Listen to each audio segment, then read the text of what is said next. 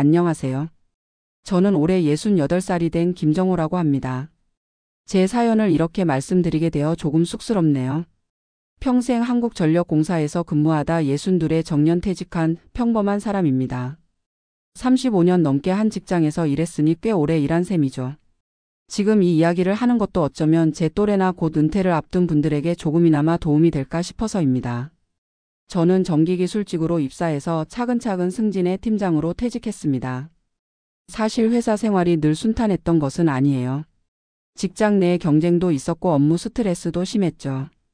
특히 한창 일할 때는 야근도 많았고 주말 출근도 잦았습니다. 그래서인지 가족들에게 많이 미안했어요. 아내는 제가 바쁘다는 핑계로 가정에 소홀했던 것을 늘 이해해 주었고, 두 아이들도 제 부재 속에서도 건강하게 자라줬습니다. 아들은 지금 39으로 건설회사에서 일하고 있고, 딸은 37으로 중학교 영어교사로 일하고 있어요. 두 아이 모두 결혼해서 각자의 가정을 꾸리고 있습니다. 아들은 아이가 둘이라 5살, 3살짜리 손주가 있고, 딸은 아이가 하나라 이제 막 초등학교에 입학한 7살 손녀가 있어요. 제 아내는 47에 유방암 판정을 받았고 투병하다가 53세 하늘나라로 떠났습니다. 그때가 제가 56이었으니까. 아내가 떠난 후 약 6년간은 정말 힘든 시간이었어요. 아내 없이 혼자 살아가는 법을 배우는 과정이었죠. 회사에서는 중간 관리자 역할에 업무 스트레스가 더해져서 무척 지쳐 있었습니다. 아내가 없는 빈집에 들어가는 것도 괴로웠어요. 그래서 퇴직 전까지는 주로 일에 파묻혀 살았던 것 같습니다. 그렇게 62이 되어 정년퇴직을 맞이했죠. 퇴직금으로 2억 3천만 원을 받았고 35년 동안 근무했기에 공사 퇴직연금으로 매월 280만 원을 받게 되었습니다. 퇴직 직후에는 사실 어떻게 시간을 보내야 할지 막막했어요. 갑자기 할 일이 없어진 느낌이었죠. 일어나서 아침을 먹고 출근할 필요가 없다는 것이 처음에는 어색했습니다. 퇴직한 지 3개월 정도 지났을 때였을까요? 오래전부터 품어왔던 꿈 하나가 불쑥 떠올랐습니다. 바로 세계 여행이었어요. 젊었을 때는 일 때문에, 그리고 아이들 교육과 결혼 비용 때문에 엄두도 못 냈던 일이었죠. 이제 아이들은 다 컸고 퇴직금과 연금도 있으니 충분히 가능할 것 같았습니다. 해외여행은 아내와 함께 일본과 중국 정도 다녀온 게 전부였어요. 영어도 서툴렀지만 은퇴했으니 이제라도 도전해보고 싶었습니다. 그래서 영어 공부부터 시작했어요. 동네 주민센터에서 하는 시니어 영어 회화 강좌를 듣기 시작했죠. 강사 선생님은 호주에서 오래 살다 오신 60살의 김 선생님이셨어요. 영어를 배우면서 다른 수강생들과도 친해졌습니다. 그 중에서도 박영수라는 분과 특히 가까워졌어요. 영수 씨는 저보다 2살 많은 70살로 중소기업 대표로 일하다 은퇴한 분이었습니다. 정호 씨, 나도 세계여행 계획 중인데 같이 준비해볼까요? 영수 씨의 제안으로 우리는 함께 여행 계획을 세우기 시작했습니다. 하지만 갑자기 영수 씨가 건강 문제로 계획을 취소하게 되었어요. 심장에 문제가 생겨서 당분간 장거리 여행은 어렵다는 의사소견이 나왔다고 했습니다. 저는 고민 끝에 혼자서라도 가기로 결심했어요. 처음엔 불안했지만 인터넷으로 정보를 찾아보니 요즘은 시니어 여행자들이 많다고 하더군요. 그래서 6개월 여행 계획을 세웠습니다. 유럽과 동남아시아 그리고 남미까지. 퇴직금 중 5천만 원 정도를 여행 자금으로 사용하기로 했어요. 아들과 딸은 처음에는 걱정했습니다. 아버지 혼자 그렇게 긴 여행을 하시다니 걱정돼요. 아들이 말했죠. 딸도 비슷한 반응이었어요. 아빠 건강은 괜찮으세요? 언어 문제도 있고. 하지만 저는 아이들을 안심시켰습니다. 걱정 마라. 난 건강하고 이것도 내 인생의 도전이란다. 혼자서도 잘 해낼 수 있어. 결국 아이들도 제 결정을 존중해 주었고 저는 첫 목적지로 이탈리아를 선택했습니다. 출발 전날 아이들과 손주들이 모두 모여 송별회를 해주었어요. 5살 된 손주가 그린 그림을 선물로 주며 말했습니다. 할아버지, 이거 보면서 우리 생각하세요. 그 마음이 너무 예뻐서 눈물이 날 뻔했어요. 2019년 9월 드디어 인천공항에서 비행기를 탔습니다. 로마에 도착했을 때의 그 설렘은 지금도 잊을 수 없어요. 처음 며칠은 시차 적응도 힘들고 낯선 환경에 적응하기가 쉽지 않았습니다. 하지만 서서히 여행자로서의 리듬을 찾아갔어요. 로마의 콜로세움과 바티칸, 피렌체의 두오모, 베니스의 산마르코 광장까지. 이탈리아에서 3주일을 보내며 정말 많은 것을 보고 느꼈습니다. 특히 이탈리아 사람들의 여유로운 삶의 방식과 가족 중심적인 문화가 인상적이었어요. 다음 목적지는 프랑스와 스페인이었습니다. 파리에서는 에펠탑에 올라 도시 전경을 내려다봤고, 루브르 박물관에서는 모나리자의 미소를 직접 보기도 했죠. 바르셀로나에서는 가우디의 건축물에 감탄했습니다. 하지만 유럽 여행 중에 첫 번째 위기가 찾아왔어요. 바르셀로나에서 소매치기를 당했거든요. 다행히 여권과 카드 일부는 호텔 금고에 두었지만 현금과 일부 카드를 도난당했습니다. 그때 정말 막막했어요. 낯선 나라에서 혼자 그런 일을 겪으니 갑자기 외롭고 불안했습니다. 하지만 호텔 직원의 도움으로 경찰서에 신고하고 카드도 정지시킬 수 있었어요. 그리고 아들에게 연락해서 급히 돈을 송금받았습니다. 이 일을 겪으면서 혼자 여행하는 것의 취약점을 실감했어요. 누군가와 함께였다면 서로 의지하고 도움을 주고받을 수 있었을 텐데. 그래도 포기하지 않고 계획대로 여행을 이어갔습니다. 유럽에서 3개월을 보낸 후 다음으로는 태국과 베트남을 방문했습니다. 태국 방콕의 북적이는 시장과 화려한 사원들. 치앙마이의 평화로운 분위기가 좋았어요. 특히 치앙마이에서는 현지 요리 학교에 일주일간 다니며 태국 요리를 배우기도 했습니다. 이전에는 요리에 관심이 없었는데 아내가 떠난 후 혼자 끼니를 챙기면서 요리에 관심이 생겼거든요.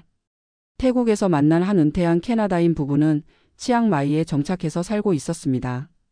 그들은 저에게 자신들의 경험을 나눠주었어요. 우리는 10년 전에 은퇴하고 여기로 왔어요.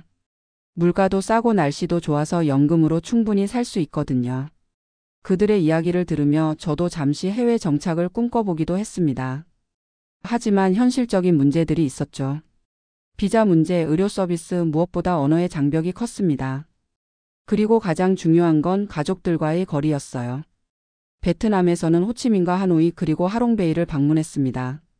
베트남의 활기찬 에너지와 맛있는 음식이 기억에 남아요. 하지만 여행 넷째 달이 되었을 때 처음으로 심한 향수병이 찾아왔습니다. 가끔 영상통화로 아이들과 손주들 얼굴을 보긴 했지만 직접 만나지 못하는 그리움이 점점 커졌어요. 특히 손주들의 성장 과정을 놓치고 있다는 생각이 들었습니다. 5살 손주가 유치원에서 있었던 재미있는 일을 전화로 이야기해 주었는데 그 모습을 직접 보지 못한다는 사실이 마음 아팠어요. 동남아시아에서의 시간을 마치고 남미로 향했습니다. 페루의 마추픽추는 오랜 꿈이었거든요. 하지만 고산지대라 고산병에 시달렸고 체력적으로 많이 힘들었습니다. 예전 같았으면 쉽게 극복했을 테지만 이제는 나이가 들어 체력이 예전 같지 않다는 것을 실감했어요. 그리고 페루에서 갑자기 식중독에 걸려 이틀 동안 호텔 침대에 누워 있었습니다. 혼자서 아픈 것만큼 외로운 일이 없더군요. 그때 정말 가족들이 그리웠습니다. 아내가 살아 있었다면 같이 여행했을 텐데. 그 생각을 하자 갑자기 눈물이 났어요. 회복 후 브라질 리우데자네이루로 이동했습니다. 그곳에서 저는 뜻밖의 인연을 만났어요. 바로 한국에서 온 여행 동호회 일행이었습니다.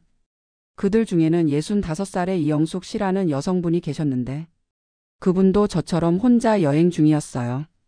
남편과 사별 후 용기를 내어 세계 여행을 시작했다고 했습니다. 우리는 서로의 여행 이야기를 나누며 금세 친해졌고 리우에서 함께 시간을 보냈습니다. 코르코바도 언덕의 거대한 예술상을 보며 영숙 씨가 말했어요. 혼자 여행하면서 가장 힘든 건 뭐예요?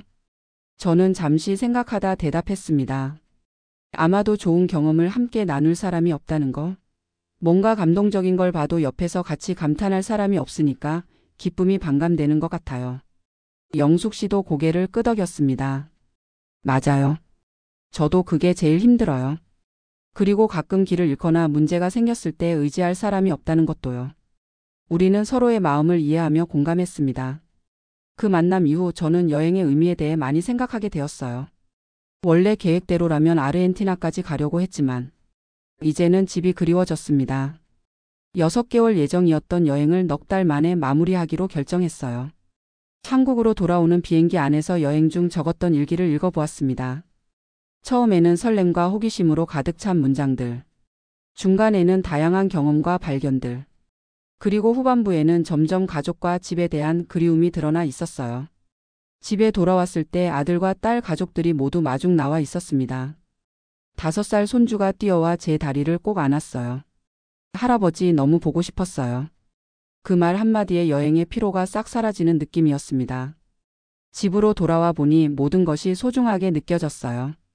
익숙한 침대, 아내와 함께 찍은 사진들, 손주들이 그려준 그림들. 세계 여행은 분명 값진 경험이었지만 그보다 더 귀한 것은 내 곁에 있는 가족들이라는 걸 깨달았습니다. 여행에서 돌아온 후 저는 생활 방식을 조금 바꿨어요. 더 이상 큰 여행 계획은 세우지 않고 대신 아들, 딸 가족들과 함께하는 시간을 늘렸습니다. 주말마다 손주들을 데리고 놀아주고 가끔은 아이들 집에서 함께 식사를 했어요. 또한 여행 중에 만났던 영숙 씨와도 연락을 주고받으며 지냈습니다. 그녀도 한국에 돌아와 자신의 생활을 재정립하고 있었죠. 우리는 서로의 경험과 생각을 나누는 좋은 친구가 되었어요. 퇴직 후 2년이 지났을 무렵 저는 동네 복지관에서 시니어 자원봉사단에 가입했습니다. 주 이틀 총 10시간 정도 활동하면서 월 27만 원의 활동비도 받았어요. 주로 독거노인 가정 방문과 말벗 서비스를 담당했습니다. 저보다 더 연세가 많으신 분들을 만나면서 제가 얼마나 건강하고 행복한지 깨닫게 되었어요. 또한 태국에서 배웠던 요리 실력을 살려 가끔 반찬을 만들어 혼자 사시는 어르신들께 갖다 드리기도 했습니다. 그 중에는 80세이신 박 할머니도 계셨어요. 국민연금이 28만 원, 기초연금이 30만 원으로 월 58만 원으로 생활하시는 분이었습니다. 영구 임대 아파트 7평에서 혼자 사시는데 생활이 많이 어려우셨어요. 처음에는 반찬만 전해드리던 관계였는데 시간이 지나면서 박 할머니의 인생 이야기도 들을 수 있었습니다. 젊은 시절 고생하며 세 자녀를 키우셨지만 아들 하나는 사업 실패로 연락이 끊어졌고 딸들은 각자의 가정 형편이 어려워 자주 찾아오지 못한다고 하셨어요. 그 이야기를 들으며 제 상황이 얼마나 감사한지 다시 한번 느꼈습니다. 퇴직 후 3년째가 되었을 때 저는 시니어 모델로 활동하게 되었어요. 동네 복지관 프로그램 중 하나로 시니어 패션쇼에 참가했는데 그곳에서 활동하시는 모델 에이전시 대표님의 눈에 띄었다고 합니다. 처음에는 웃으며 거절했지만 새로운 경험을 해보자는 생각에 용기를 내어 도전했어요. 주로 건강식품이나 노인용품 광고, 가끔은 지자체 홍보물 촬영에 참여했습니다. 큰 돈을 버는 것은 아니었지만 한 번 촬영에 보통 20만 원에서 30만 원 정도 받았어요. 68배 나이에 새로운 일을 시작한다는 것이 신기했습니다. 아내가 살아 있었다면 얼마나 놀라고 기뻐했을까 하는 생각도 들었어요. 시니어 모델 활동을 하면서 다양한 또래 친구들도 만났습니다. 특히 72의 정 선생님은 전직 고등학교 역사 교사로 은퇴 후 취미로 시작한 모델 활동이 벌써 10년째라고 하셨어요. 나이는 숫자에 불과해요, 정호 씨. 중요한 건 마음가짐이죠.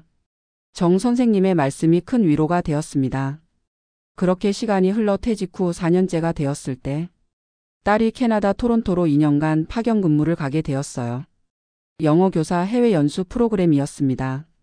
딸은 남편과 아이와 함께 가게 되었는데 제게 동행할 의향이 있는지 물었어요. 아버지, 저희와 함께 가시면 어떨까요? 1년만이라도.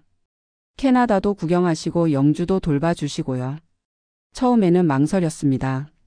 해외에서 길게 머무른다는 것이 부담스러웠고 아들 가족과 떨어져 지내는 것도 걱정됐어요. 하지만 결국 6개월만 머물기로 하고 함께 가기로 했습니다. 캐나다에서의 생활은 생각보다 즐거웠어요.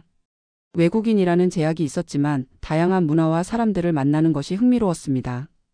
특히 손녀 영주가 현지 학교에 적응하는 모습을 지켜보는 것은 특별한 경험이었어요. 처음에는 영어 때문에 힘들어했지만 아이들은 적응력이 정말 놀라워서 금방 친구들도 사귀고 즐겁게 학교 생활을 했습니다. 캐나다에서 만난 한 한국계 캐나다인 할아버지는 저에게 많은 조언을 해주셨어요. 한국에서 오셨다고요? 저도 40년 전에 이민 왔어요. 초기에는 힘들었지만 지금은 너무 행복합니다. 손주들과 함께 살고 있거든요. 그분의 이야기를 들으며 삶의 선택은 다양할 수 있다는 것을 다시 한번 느꼈습니다. 캐나다에서 6개월을 보내고 한국으로 돌아왔지만 그 경험은 제 시야를 넓혀 주었어요. 한국에서의 노후와 해외에서의 노후, 어느 것이 옳고 그르다기보다는 각자의 상황과 선택에 따라 다를 수 있다는 것을 이해하게 되었습니다. 퇴직 후 5년째가 되던 해 여름, 저는 영숙 씨와 결혼했습니다. 세계여행에서 만난 인연이 이렇게 발전할 줄은 몰랐어요. 처음에는 그저 좋은 친구로 지내다가 시간이 지나면서 서로에게 특별한 감정이 생겼습니다. 두 사람 다 배우자를 잃은 경험이 있어 서로의 상황을 이해했고 비슷한 관심사와 가치관도 공유했어요. 아이들도 처음에는 놀랐지만 제가 행복해하는 모습을 보고 축복해 주었습니다. 아버지가 혼자 외롭게 지내시는 것보다 훨씬 좋아요. 아들이 말했죠. 결혼 후 우리는 제 집에서 함께 살기 시작했습니다.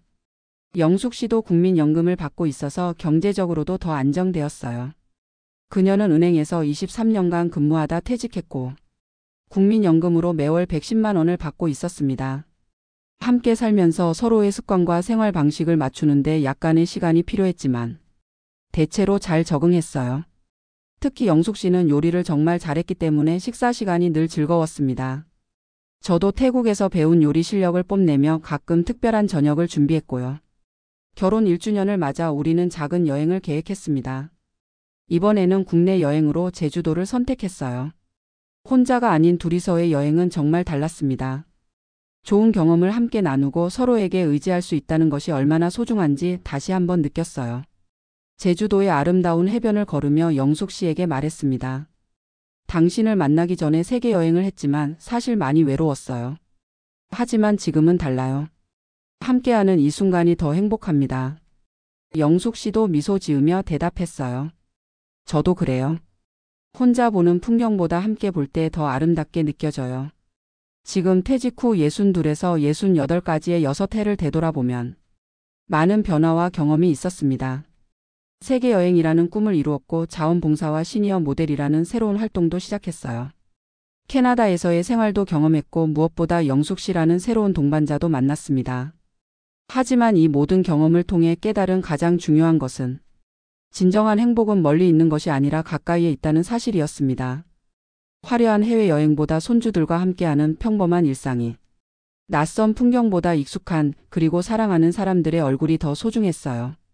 퇴직 후 많은 사람들이 생활의 방향을 잃고 방황하는 것 같습니다. 저 역시 그랬고요. 회사라는 울타리를 벗어나 갑자기 혼자가 된 느낌이었습니다. 그래서 뭔가 대단한 도전으로 그 빈자리를 채우려 했던 것 같아요. 세계여행이라는 큰 꿈은 분명 값진 경험이었지만 그것만으로는 채워지지 않는 부분이 있었습니다.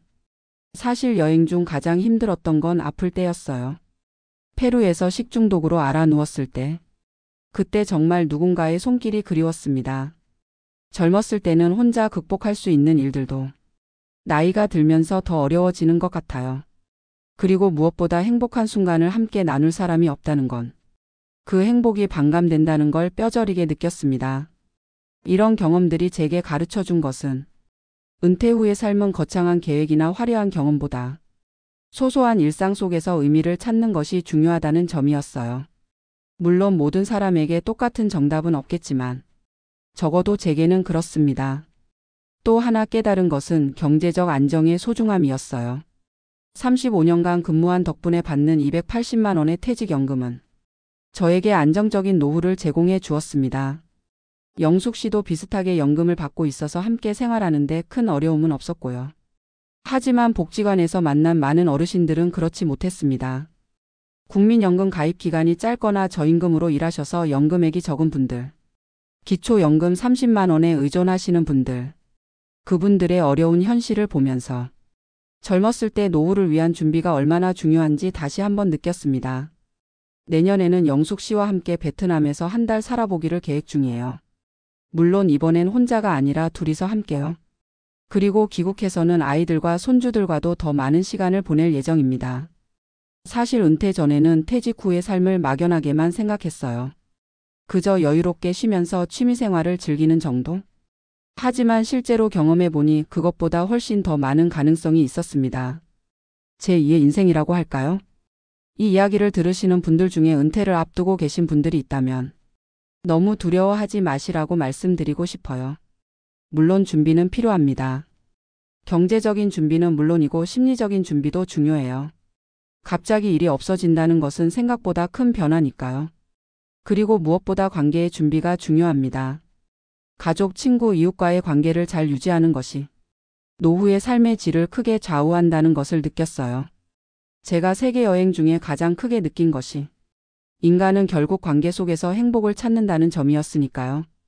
또 하나 말씀드리고 싶은 것은 나이가 들수록 건강이 정말 중요하다는 점입니다. 아무리 돈이 많고 시간이 있어도 건강을 잃으면 아무것도 할 수 없어요. 저는 퇴직 후에 매일 아침 동네 공원에서 1시간씩 걷는 습관을 들였습니다. 날씨가 안 좋을 때는 실내에서 간단한 스트레칭이라도 하고요. 규칙적인 생활과 적절한 운동이 건강을 유지하는 데 정말 중요한 것 같아요. 제 주변의 동년배 분들 중에는 건강 문제로 어려움을 겪는 경우가 많습니다. 영수 씨도 심장 문제로 여행을 포기해야 했고, 복지관에서 만난 많은 어르신들도 관절염이나 고혈압, 당뇨 같은 만성질환으로 고생하시고요. 젊었을 때는 별로 신경 쓰지 않던 몸의 신호들이 나이가 들면서 점점 더 중요해지는 것 같습니다. 그래서 정기적인 건강검진도 꼭 받으시길 권해드려요. 제 경우에는 65부터 매년 종합검진을 받고 있습니다. 의사 선생님의 조언에 따라 식습관도 조금씩 바꿨고요. 짜게 먹지 않고 채소와 과일을 많이 먹으려고 노력합니다. 술도 예전보다 많이 줄였어요. 이렇게 작은 습관들이 모여서 건강한 노후를 만든다고 생각합니다. 마지막으로 드리고 싶은 말씀은 인생은 끝까지 배움의 연속이라는 점입니다. 저는 퇴직 후에 오히려 더 많은 것을 배웠어요.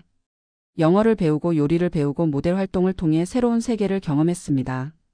복지관에서는 스마트폰 사용법 강좌도 들었고 유튜브를 통해 다양한 정보를 접하는 법도 배웠어요.